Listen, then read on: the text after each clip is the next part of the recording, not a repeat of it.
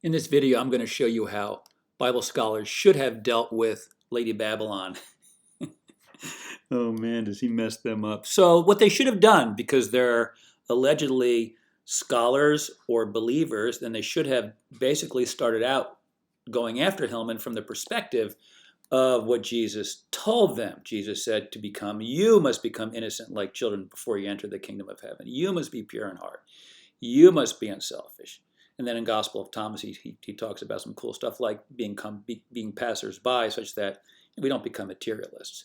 So what Jesus is actually saying to anyone who reads it in terms of this language is to get back to being innocent like a child. Create imagination like Peter Pan. So that's what Jesus is talking about there. Unless you become innocent like a little Pinocchio, you won't enter the kingdom of heaven. So when they were shown this information from Hillman, which I was stunned by, their reaction should have been, well, I don't know this shit. Maybe I should assume the yoke of Jesus and investigate this a little bit. Well, that's what I did, but I didn't do it from the perspective of the yoke of Jesus, although I think it's a beautiful yoke. I did it because I've written science articles over the year. And anyone who writes science articles, you don't know shit until you know something. So you see this title of the paper here I wrote. Body mass index and musculoskeletal pain, is there a connection? So you got to go into the literature and answer that question. Now I underlined 3 papers here. All 3 of these collectively have been referenced internationally in like 40 different countries. And if you type right here, if you take BMI, right, if you take BMI pain and put it into Google, mine is the first paper that appears. So I'm showing you this just for orientation purposes, because when I heard about this situation with the Christ being a drug, I'm like, really? How interesting. Is that true? So then you go and you look. Now I would have thought that Bible scholars would have looked. And I looked and I found out very clearly that Christ is a salve in the late Bronze Age and in the New Testament. That's what I found after I started looking at this. And then I came across these videos, or I forget how it kind of all rolled out. And so you can see this is a question for Bible scholar Dan. Is the drug a Christon or a poton? So Christon, you can see Christon here. Same meaning as Christos. Salves, both are salves. You can see right here. LSJ, stay focused on LSJ. LSJ is the lexicon that these guys use. I'll show you at the end of this video. This is from the LSJ. And you can see it back here. Christon. Okay, so this is what Dan says and what these guys agree with. Whoops, that was interesting. So, sorry. So, how did that happen? I'm not going to pause, sorry. All right, so Danny Jones presents this to Bible scholar Dan. And Bible scholar Dan says, because Euripides is 428 BC, Bible scholar Dan says, this drug term use has no bearing whatsoever on its use in the Bible at all. At all. Now, stunningly, so I go and I look, and now remember, he says no bearing whatsoever. And I will tell you that the bearing is 100%. 100% bearing in terms of the consistency between the ancient Bronze Age Greek and the use in the New Testament. So how come these guys don't know that? What is wrong with these guys? See, what these guys don't realize is that their obfuscation or zogron or hamartolo nature, whatever it is with these guys, they don't realize that what they're doing is actually supporting this guy. So really in the end, all these Bible scholars and their obfuscation, we really got to ask the question, is this the true face of Bible scholarship? Because these guys and their obfuscation support crazy eyes. Remember this when he did his judgment executed on COVID-19? Oh, they did some hilarious remixes. You should watch those. And these are the guys who the guys on the bottom support. They reject this truth 100%. And the interesting thing, of course, is that they all think Jesus is the truth. Well, okay, then why can't you embrace the truth? They just, listen, don't understand. It's just how they are. So they also don't understand this, which means, well, and I'm not going to go over this because I've gone over it in other videos, but all of this, these guys reject. And it's easy to understand and embrace if you take it as a Christian from the perspective of the yoke, or you do it from the scientific perspective as being, I don't know, unless I can find out if I know or not. So, unfortunately, you can see how Bible scholars totally screwed this up. I mean, what an embarrassment. And the embarrassment gets worse for this. So this is a video that I did, and I got one comment. It turns out to be from Lady Babylon. You can read it. You can read this yourself. I'm not going to read it, but this was my suggestion. You should consider, this is to Lady Babylon, you should consider doing a direct translation of this, what means what? The epigumno around the phalos, right? Around the privates. Where's the exact evidence? You should do a video to show that. And he hasn't done that yet. So I'm not saying, it doesn't bother me. It bothers these guys. But that's what they should have said. I'll show you why it doesn't bother me. So this is the most recent video that Myth Vision put out. You can see exposing Hillman. It's like look at this 5-hour friggin' video. They really are threatened by this dude. So this is the way to access the online LSJ. This is the Greek word study tool. It's the online LSJ put out by Tufts University. So you can see over here. So he's using the LSJ. So he accepts the LSJ. Look what he does here. So he talks about contextualization. Look what they did. So as opposed to just focusing on the meaning in the actual verse, look where they go. They do exactly what they accuse Hillman of doing. Look where they go, all over the friggin' globe, to kind of like demonstrate that whatever they're trying to demonstrate with this, well, you'll see in a couple of seconds, is actually disgusting. And their big issue is that Hillman says this thing in the in the garden was one of the ancient mystery rites that involved accessing fluids from a prepubescent boy. I have no evidence if that's true or not. But these guys don't address that because they lack something. And I'm not sure what it is that they lack exactly. So this is what Kip finds so objectionable. And they all do. They're all terribly bothered by this situation. So let me just give you a quick rundown. Like, I have no idea. It's my freaking pointer. I have no idea if this is true or not. And it doesn't tell me that it's true in the text in terms of my illiteracy, because I can only go by what the words mean. So on this slide, there's not a single word that I typed in except for loosely fitting undergarment, which mirrors this, only the undergarment, and it fell away, which means it was loose. So there you go. It's pretty simple. Linen cloth, okay. Younger man, I also put in there. So younger youth. Why? Because a neonias is a youth, but a neoniskos is a younger youth. Now, I don't know the age. I don't really care. I don't care. Because why? Because when you go through, so here's what you do if you're in the interlinear Bible, which you all should do. If you haven't done this yet, you're morons. I'm talking viewers, not because you don't want to listen to clowns like Pirate Kip. And isn't it hilarious that Kip looks like a pirate here? Anyway, so you go into the interlinear and you find that the dude's an attendant. He's an attendant, which means he was with Jesus all along. He's an attendant.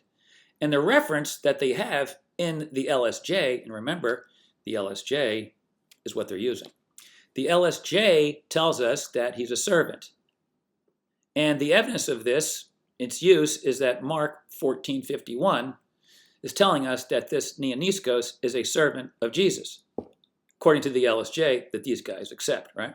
So I don't give a shit if the guy's 10 or 20. He's a servant with Jesus. Now, how is he following him? Sunakoluthe. What does that mean? To accompany. So we already know he's a servant. So therefore, he's a servant attendant. So he's with him all along. But we take sunakoluthe and put it into Perseus, into the LSJ lexicon. We get this. Following closely with, as evidenced by, again, Mark 14:51. What does following closely with mean in terms of sunakoluthe? The example is steratia. Steratia or sterat, I think I say it, steratios. So what does that mean? Well, we know that steratia, is how the word is used in Mark 14:51. So we click on it. What do we say? Ooh, he's valiantly, in a military fashion, attending Jesus in a servant capacity. See how that works? Did I add anything to it or just read what the friggin' words meant in the passage as opposed to the land of obfuscation by these clowns? So now we can clearly see that the dude is following him and was with him all along valiantly in a military-like servant fashion. What was he wearing? Well, he's wearing a sindona. Now, a sindona can be as small as a friggin' napkin, a napkin, or as large as a ship's sail. So it depends upon the characterization in the passage. We know it's a fine linen cloth, and we know it's used for mummies and surgeons' bandages. And this is what shows up initially when you put in sindon, if you put sindona into the LSJ, which they, of course, didn't. I don't think they showed that. Now, bucinates, if you click on it, it takes you to where the purple shows up, and then Euripides Bacchae. And I looked at that, I only saw a robe, so I don't know if there's any hoo-ha action there. So what do we know? We know that the dude is a servant of Jesus, attending him in a valiant, regimented fashion, according to these two words. And he's wearing this cloth. Where is this cloth? It is as underwear. And when the authority sees the dude, it falls off. That's what we know. And the language speaks to it being basically like when I graduated high school in 1978, and we had these shitty old gym towels. You wrap around your waist, that kind of thing. That's really kind of the language that it appears here. It's not this for sure in terms of what I just showed you. So why can't Kip handle that? They can handle it for whatever reason. I think it just hurts their worldview because this means that Jesus was actually with this naked Neonisko for some reason. That's all it says. So this is what they should have done. Hillman, where is the evidence from Galen and elsewhere that such a rite could have been taking place with the Neonisko? He hasn't answered that question yet, and he should. And that's what I wrote in my response to his remark in my video. So that's what he needs to do, as opposed to saying words and just showing text. Then he needs to do this and show us clearly, lay it out with no language of his own, simply the text, which is what he says he does anyway, which he's done so far as I can tell, except when it comes to this. So that's what I think he should do. And that's how these guys should have approached him. But they didn't. They didn't. They obfuscated. Kip said that the kid was not only not naked, the dude was wearing a burial shroud. Isn't that amazing? A freaking burial shroud. Look at the truth. And this was, by this picture, 1500. They knew it was, but they gave it a sheet as opposed to Sindona Epigumno. Now, I think I'll get there in a second, yeah. So how is it that Pirate Kip and his buddies, look at this. He looks like a pirate. Sorry, dude. So why can't Pirate Kip be honest about this? So clearly the dude was not wearing a friggin' burial shroud. That's for sure. Now, it gets worse for these guys, ultimately, because when they obfuscate like this, all they do is support these clowns. So by Kip lying, frankly, that is clearly lying, right? There's no evidence. Kip's not lying. He just does, I don't really know. What can I say? No idea. But this is who these guys support. So let's look at this guy being supported by the newest video that Myth Vision put out. This is a 5-hour video, right? So here's what we're told. There he is, Crazy Eyes. Just loving how these guys support his fairy tale. Okay, so the first thing I want to point out that happened to show up in this video is that for whatever reason, it never made sense to me why Judas will kiss the man. Because we know, like in the garden, according to the story, there's Jesus, there's the 12, now there's this naked Neonisko, there's 13, and they're all 20 or younger. Most of them are probably middle teens, right?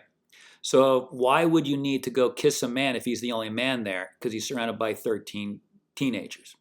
See, that's just weird. Very weird language. And makes no sense at all. Because they said, I'm going to give him a sign, as if they didn't know who Jesus was. I thought he was preaching in the temple all last week, and he came into Jerusalem as a king on a donkey or colt or whatever the fuck it was. Right? So why do we need to go over and kiss Jesus? And here's the problem with this. So I think you say kataphelesen. Kataphelesen means this: to caress, to kiss in a caressing way, to deliver an amorous kiss. So in this story, which is in this fairy tale, this allegory about right and wrong, and these guys, of course, are choosing poorly. Jesus has an amorous kiss with Judas in the garden, and we already know that the only man in the garden that could have been Jesus would have been the only man in the garden. So there's no point for this amorous kiss at all. And of course, they can probably just bullshit it away with some symbology that they'll do, because that's what these guys do. They can't deal with facts, they deal in symbolism, these clowns. And all that does is it supports this guy. Yeah, this guy. All right, back to the text, baby. So this is what it looks like. I just showed you, right? And here's the language again. The neonisko, who we know is a servant, according to the LSJ, an attendant servant, who is sunakaluthe, according to the LSJ, identifying Mark 14:51. He was attending Jesus in this regimented fashion. So he was with him all along. He's wearing the sindona epiguma, like a towel around the waist. He sees him and off he goes. Now watch what these guys do. This is where these guys dive deep into the domain of the amartalo, the stained. Look what they do. Presumably. This is how you know. Everything you could listen to this entire 5-hour video can be reduced right to here. Presumably. Really? Presumably? The young man who emerges for the first time in verse 51 arrived with the crowd. Arrived with the crowd. Can you imagine what they're actually telling us now? This is the fairy tale that these guys have created. Are you ready? I just added this, okay? So this is what we can read in now, because remember, he arrived with the crowd according to this guy, and this guy loves it. Okay, so according to the crowd, here we go. Immediately while he was speaking, Judas came, one of the 12, and with him a crowd with swords and clubs from the chief priests and the scribes and the elders and the youth wearing his burial shroud over his nakedness. So the youth who was wearing a burial shroud arrived with the crowd to arrest Jesus. That's what they're saying. And then, for some reason, they grabbed this dude who started walking with Jesus. Why would this guy show up in a burial shroud with the crowd ready to arrest Jesus and just run over and start accompanying Jesus? Does that make any sense at all? That's what these guys are saying. That's what these guys are saying, because they just can't deal with the fact that Jesus was in the park, according to the fairy tale, with this dude. They just can't take it. They cannot take this truth. It just blows them away. Poor things. So this is what they should have done.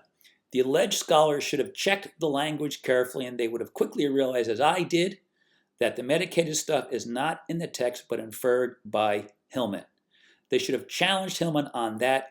Why did it say epigumno versus epiphalos, which is around the hoo-ha? Instead, these clowns invented their incredible new fairy tale, right? I mean, it's amazing, their new fairy tale. Oh, and here it is.